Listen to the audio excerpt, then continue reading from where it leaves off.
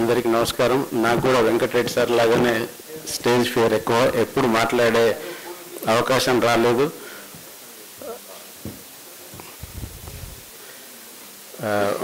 I would like to thank to Prabhakar sir, Sudheer Reddy sir, ఇక్కడ వచ్చిన అందరూ ప్రింటర్స్ మరియు ఆల్ ఐలా ప్రెసిడెంట్స్ అండ్ చైర్మన్ గారు.